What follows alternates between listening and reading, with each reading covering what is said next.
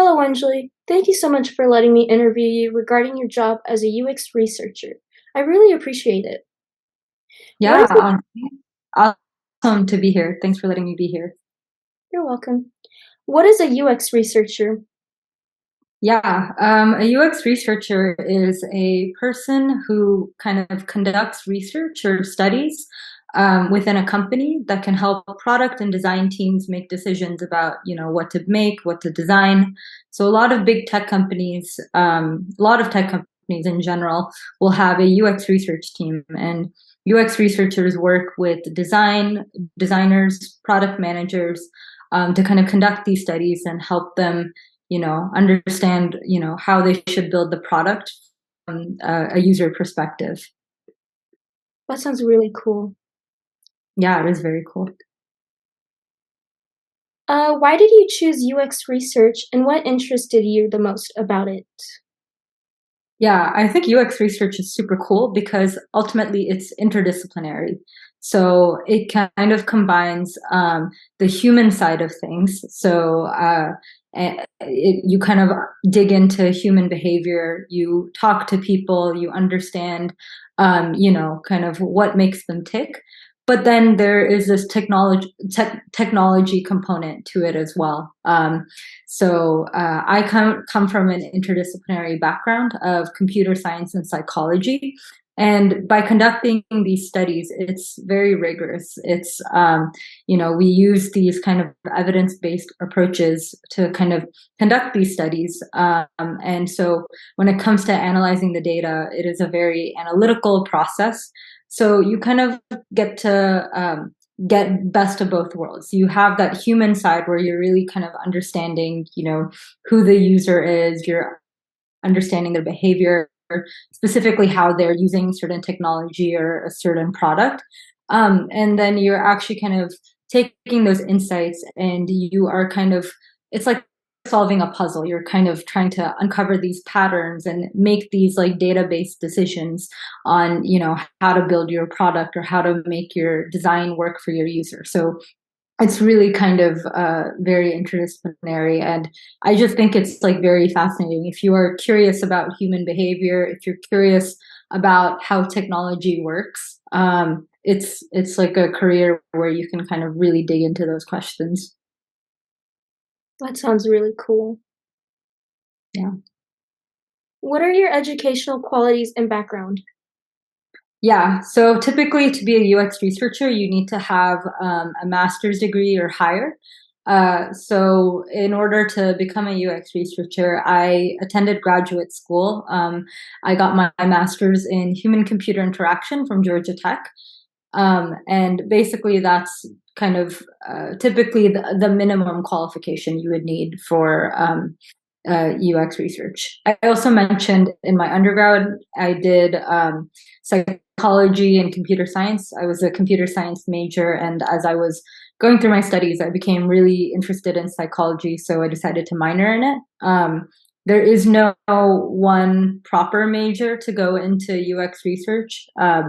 I've typically seen people from psychology backgrounds go, computer science go, some engineering, anthropology, social sciences go. So there is really no one size fits all, but you typically will need to have some sort of academic research background. So going to grad school, either master's or PhD, is typically recommended.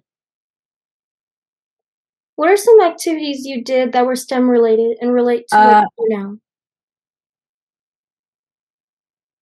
there's a bit of a lag. Can you say the question again? Okay, sorry. What are some activities you did that were STEM related and relate to what you do now? Yeah. So, as I mentioned in college, I studied computer science. So I was deeply involved in our recruitment and outreach committee. So I basically met with a lot of prospective students, existing students, and I helped advise them on, what courses to take, what the computer science program is like. And by being in some sort of program like this, it really kind of one helped me meet a lot of potentially interested people in computer science, and kind of educate them about what you can accomplish with a computer science degree.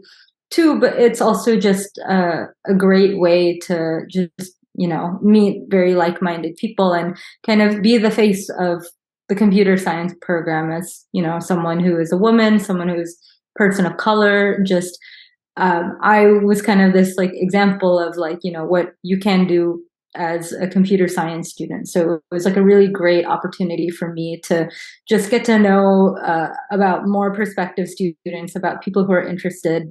But by being in this job, I also worked really closely with the faculty in my department, staff in my department. So that led to like just a lot more inside knowledge of what it takes to be in a computer science department. So that was a really cool activity that I did. Um, in grad school, we didn't really have a lot of outside activities, like extracurriculars. But one thing that I did that was really cool that I didn't expect to do is I worked on my own research and I got to publish a paper out of it. So I have a lot of different research interests, and one of them is studying mental health. So I actually got to work in a mental health lab when I was at Georgia Tech, and I ended up um, studying how all these different apps approach mental health. Like, what are those design elements of these apps that kind of can help people's mental health and may also be taking away from their mental health. And me and a couple of other people, we kind of did this whole analysis of these existing apps in the marketplace and how they kind of promote or don't promote mental health. And we published this paper, so in a really awesome human computer interaction journal. So that was a really cool activity that I got to do in grad school, being able to publish my own paper. And all throughout like college, grad school, even now at work, something I'm really passionate about is mentorship.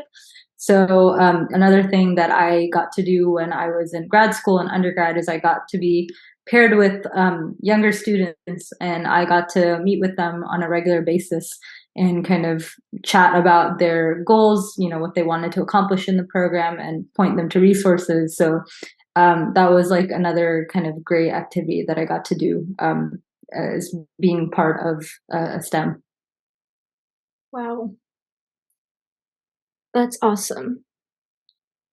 In your day-to-day job as a UX researcher, what are your duties and responsibilities? Yeah, there's definitely a lot that goes into my day-to-day work.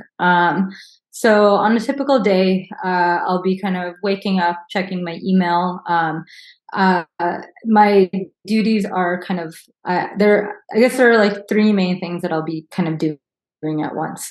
I'll be planning studies, so that means I'll be meeting with designers, I'll be meeting with product managers to kind of understand, what do we want to study? So there might be some sort of question someone brings up to me, like, we don't know why our users are, abandoning our app. Can we want to learn a little bit more about that. So that's kind of a typical question that I'll get approached with. And then so I'll be kind of trying to plan a research that can kind of help answer that question, or can kind of provide a little bit more knowledge about the behavior of these users using our app. So planning a study is like a big thing. I have a lot of meetings because I'll be meeting with all sorts of people. I'll be meeting with designers, I'll be meeting with product managers, I'll be meeting with other researchers, because even though as a researcher you're typically working on a project by yourself, you still have that support from other researchers to kind of share tips and tricks, just bounce ideas off of each other. So that's why we have like a lot of like meetings and like working sessions. Then another big part of my job is I do a lot of writing. So being able to write clearly and communicate your thoughts and ideas effectively is like a huge thing to be a researcher. So I'll end up maybe blocking off a couple hours a day to kind of write either a research report, or I'll be writing my research plan. There are a lot of things that go into a research plan, like, what do we want to study? Who are the people that we are collaborating with? what questions are we going to ask participants? How are we going to talk to participants? So there's a lot of writing and planning that goes into my job. So I need to, in order to focus, I need to block off, a good 2-3 hours of my day to like focus on that. And then from there, this is not a typical day, but when I am actually conducting a study, I need to basically block off the whole day to do interviews. So that my interviews that I do can range between 30 minutes to an hour. And I'll basically have 4 interviews back to back, just talking to a participant, kind of one by one. So I mentioned that research plan. So the research plan will have questions in it, and these are the questions that I will bring to my interview and ask participants. It's not really like a normal conversation. Obviously, you're very engaged with the participant, and you're interested in what they have to say, but the reason why we bring a list of questions is we want to be kind of consistently asking participants the same thing. And by doing so, by being very consistent with kind of the questions we ask, that provides rigor with the answers that we get. So responses won't be all over the place. So yeah, those are kind of like 3 main activities that I'll do on my day-to-day: planning a research, heads down writing time for my research, and then kind of actually conducting interviews. And all throughout this, I am talking to my designers and I'm talking to my product managers, because inherently being a researcher is also a very collaborative job. Is there any math used in your job? Yeah. So being a UX researcher, you conduct studies. As I mentioned, they are very evidence-based and very rigorous. There are 2 main types of UX researchers. You have qualitative researchers and you have quantitative researchers. So the quantitative researchers are the one who will typically use more math, because the studies that they are doing kind of require those kind of elements to make sure that the findings are valid and rigorous. So the math, if we use math, it will probably be statistics, because you need statistics to basically determine a good sample size of people to talk to when you are recruiting for a study. And then when you're actually analyzing the findings from that study, you need statistics to also determine if your findings are statistically significant. So if you're using math, it will probably be statistics. And it's generally recommended for a UX researcher, no matter if you're quantitative or qualitative, to have some basic statistics training. As a qualitative researcher, I don't really need to use math in my day-to-day job, but as I mentioned, it's recommended just to have general understanding of statistics. But because the studies I do are a little bit different, they have smaller sample sizes, meaning I don't talk to that many people. I'll probably talk to like 10 people in a study, versus a quantitative researcher will run a study that can have 100 even 1,000 participants. Because I talk to a smaller number of people in my study, I don't need to really use like statistics to determine if my findings are valid. Okay. Do you use any computer science in your job? Arti, you're lagging again. Ask the question, please. I'm sorry. Do you use any computer science in your job? What do you mean by computer science? Like, do you use like any like programming languages? Like, do you code? No, that's not.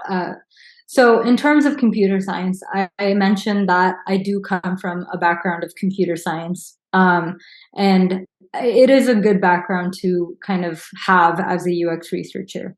So as part of my job, you don't need to code. You don't need to do any programming.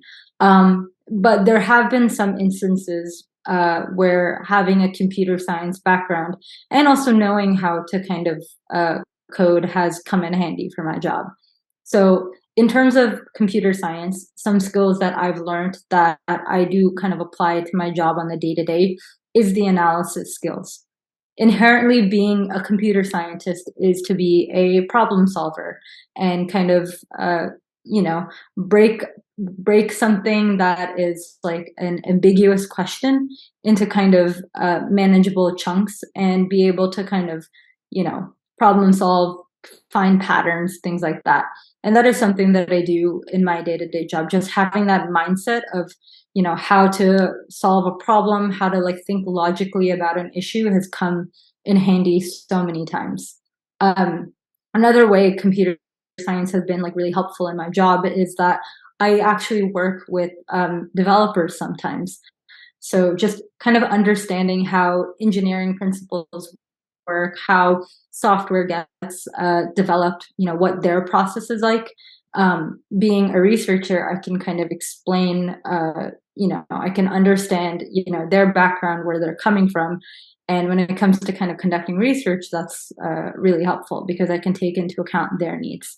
If you work at, like, let's say, a really technical company that maybe designs software for programmers or things like that, that's where having the computer science background is super, super helpful because you'll probably be conducting research on some really technical products. So having that domain knowledge of computer science is really helpful.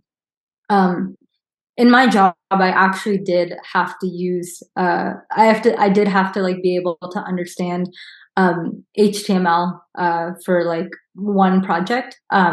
So I sometimes work in accessibility research. So that basically means, people who have low vision, no vision, they depend on accessibility tools in order to, be able to use like products that we use every day. For example, laptop, cell phone, whatever, because they cannot see, they need to have some sort of assistive technology help them. So an example of assistive technology that's commonly used by this population group are screen readers. And the way screen readers kind of work is they will read out the HTML code. There are certain tags in the HTML code that the screen reader will basically read out to someone who is using the screen reader. So for example, the screen reader will read, this is a button that says, click here. So things like that. But that actually has to be written in the code for people, for the screen reader to like say that. So I worked on a project where I was basically trying to understand the accessibility of a tool, and I had to be able to read the HTML code to see, what the screen reader commands were. And we ended up finding out that there were not sufficient commands provided in the code that the screen reader could, read out, which resulted in people with low to no vision being unable to actually use, the product that we were testing. So it's not, computer science is not directly related, or programming and coding is not directly related, but it's still a good, background to kind of have if you're being a UX researcher. Okay. What does your work style look like? Is it remote or in person or a mix of both? Yeah, right now my work style is mainly hybrid. So I am geographically located very close to my office, but my team, my design and product team, we're kind of split between Seattle and Boston mainly, so two different time zones. So what that basically means is I don't really need to go into the office unless I want to, but all like my meetings and things like that are virtual, like conducted over Zoom. So yeah. Is there any traveling or business trips in your jobs? And if Yeah, yeah, oh, sorry. And if yes, where do you normally travel to? yeah, because we are split between two different time zones, like, half the team is in Seattle, half the team is in Boston. There are opportunities to travel. I have not yet been able to travel to Seattle, but some of my coworkers actually flew to Boston, and we all got to like meet in the office, hang out, do some activities together, and we got to do some like fun after work activities, which was really cool. So yeah, in terms of like meeting coworkers, there's still some like back and forth, but because my job is kind of inherently remote in nature, I do get the ability to kind of travel like within the US and kind of work wherever I am. So, for example, if I'm not in Boston, if I want to travel to Atlanta, I can like go to Atlanta and I can just like work there for 2 weeks. I can go to Texas and work. So that's kind of the benefit of being remote or hybrid with not really feeling forced to come into the office. You get to have this like flexibility in where you work, which is awesome. Do you enjoy your career?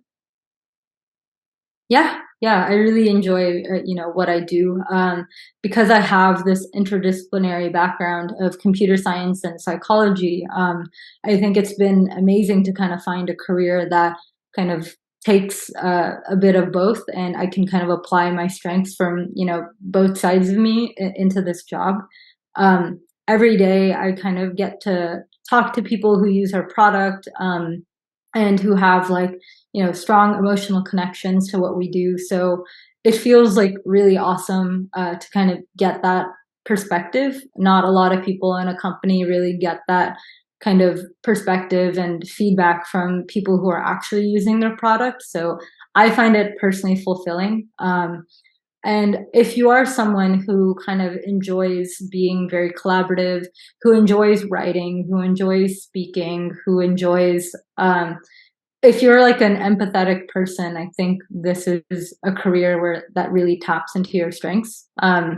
It also helps that I research things that I find personally really interesting. I work in the pet space and I love animals, so it's really awesome to just get to talk to people who like have pets, and it really kind of opens your eyes to what that entire like emotional bond is between like a person and their pet. So I can't complain about what I do, and I also love the fact that my job is remote and I can kind of travel and have that flexibility to work where I want. So yeah, I really enjoy it. How do you balance your work and your day-to-day life? Yeah, that can definitely be challenging, especially because in school you don't really have a lot of balance. So when you're working, you're not supposed to work late. You're not supposed to work after a certain time. You want to prioritize work-life balance. I think there are two things that goes into it. One, your company has to first of all promote and support work-life balance, and two, yourself, you personally have to promote your work-life balance. So my company, what we do is, because we are on two different time zones, we have the expectation, we basically don't really have a lot of expectations on like when we have to work. It's really flexible. As long as you're showing up to your meetings, that's really it. So I think that has been really helpful. Like I don't have to wake up first thing in the morning, go to work. What I like doing sometimes is I'll wake up. I like yoga, so I'll go to a yoga class. And it feels really nice to just kind of exercise first thing in the day for me, and then I'll go to work. So it's kind of also good to like kind of just be flexible with my work schedule. Um, and yeah, if I'm in a different time zone, people don't really care as long as I just kind of get my work done and go to meetings. That has been good. And I always kind of put a reminder to myself that don't work late in night, don't work on weekends. It's important to prioritize your life outside of work as well, because uh, we're more than work. So I kind of just have those reminders. I kind of work pretty flexible hours that kind of suit my schedule, and my company supports that. So I think it's important to ultimately find a company that matches your lifestyle and, your goals. And yeah, you should just feel kind of comfortable where you're working. So it's good. Okay. How does being a woman in STEM affect your personal life and career? Yeah, definitely being a woman in STEM can feel a little challenging sometimes, but all throughout my career, I've been really lucky to get really great mentorship from, other fantastic women in STEM who have kind of taught me a lot about how to conduct myself professionally and personally in the workspace. When I was in college, I there were only, I think, about 11% of our class, of my computer science class, were female. So I thought that was, it's not surprising, with computer science, but even if that's the case, even if you are like a minority, that shouldn't be a barrier for yourself personally. Like, for example, even though I might have looked like someone different or I might have been someone different, we're all there for like the same reason. Like, we all were interested in computer science, and we just all wanted to kind of learn that. So I didn't really let that stop me. I went to my classes, I spoke up, I did well in my classes. And when it came to the time to kind of give back to my program, that's why I joined our recruitment and outreach committee, because I wanted to kind of show other people that, like, hey, this is what you can do with computer science. It might not be this traditional go get a software engineering job, or it might not be this traditional you take these classes. I wanted to kind of show people that, like, this is what you can do. So yeah, and advice that I've always gotten throughout my, college and career is, your voice is just as important as anyone else's in the room. So if you are thinking something, say it, because chances are probably someone else is thinking of. So I've always been encouraged to speak up. If something is bothering me, say it. We definitely, as a woman, as an Asian woman, there is sometimes that stereotype that we're quieter and we don't really speak up. So I've really tried to kind of challenge that stereotype. And, if there's something on my mind, I will say it. And I don't care about the repercussions, because I am prioritizing myself and I want to make sure that my voice is heard. So I think just kind of having those reminders and having examples of other women in STEM who maybe had to face the same challenges, them passing down their wisdom to me, has really helped me grow and kind of understand, maybe how I might be received as a woman in STEM. But yeah, I definitely try to kind of carry that spirit forward of, speaking up, not being intimidated by other people, and just reminding myself that we're all kind of here for the same thing. So, like, why should it matter? I've been kind of letting those lessons carry me, when as a woman in STEM. Yeah, that's her goal in the club too, to encourage other young girls to join the STEM movement and make sure they don't get intimidated or shy off. So whatever you're doing is really good and very inspirational. Awesome. That's awesome. Last question. What is your advice for high school students like me who want to pursue a STEM career? Yeah. Oh God, there's so many. I would say, I guess, just be open to what are the possibilities. I had, when I was in high school, I had a very like linear uh, path of, like, what my future was going to look like. I was going to go to college for like this, and I was going to study this, and after college I was going to do this, and none of that really played out how I thought it was going to play out. So I think just being open to possibilities, understanding, there is more out there to discover, I think has really helped me. Like, for example, UX researcher. I didn't even know what UX research was until I was in grad school.